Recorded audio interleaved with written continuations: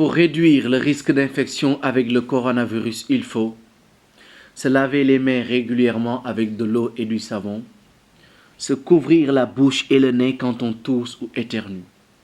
Nañu moytu bu baax ndaje yi nga xamanteni dañu ko téré té ñu tok suñu kër wala kuy génn ku né na nga tak sa masque ndaxte c'est important.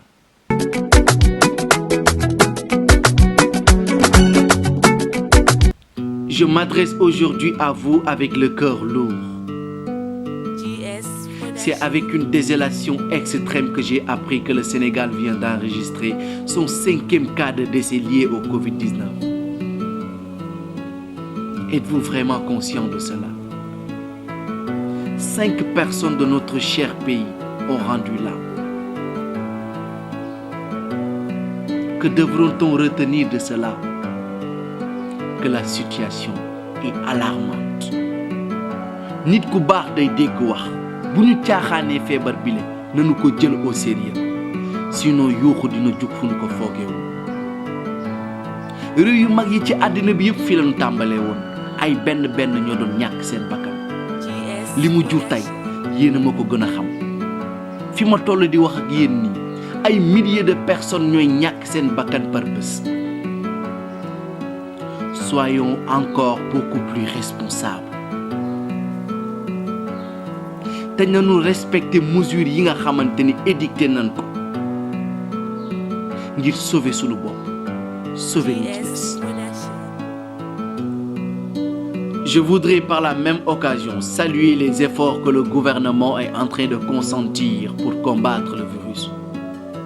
On voit au quotidien qu'il s'active dans le but de nous sauver. Donc c'est à nous de les aider dans cette lutte.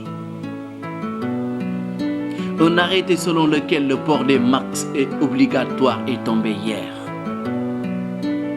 Donc la balle est dans notre camp. Papa, ngalla sàkkul njaboot gi ñu takk ko ñun ñi nga xamante ni ñoo ngi ci kaar yi bus yi ak lu mu mënti doon ba ci taxi yi ñun ñu nekk ci marché yi chaque jour ñun ñi nga xamante ni ñoo ngi ci mbedd mi ngalla nanu ko takk ngir aar sunu bopp aar ñu ñu jege. Enfin, je m'indigne face au comportement de certains jeunes de la Médina.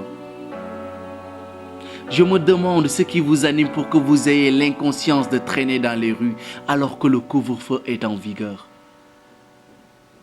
Mais éteindre les flammes qui envahissent une dibiterie peut se faire sans pagaille.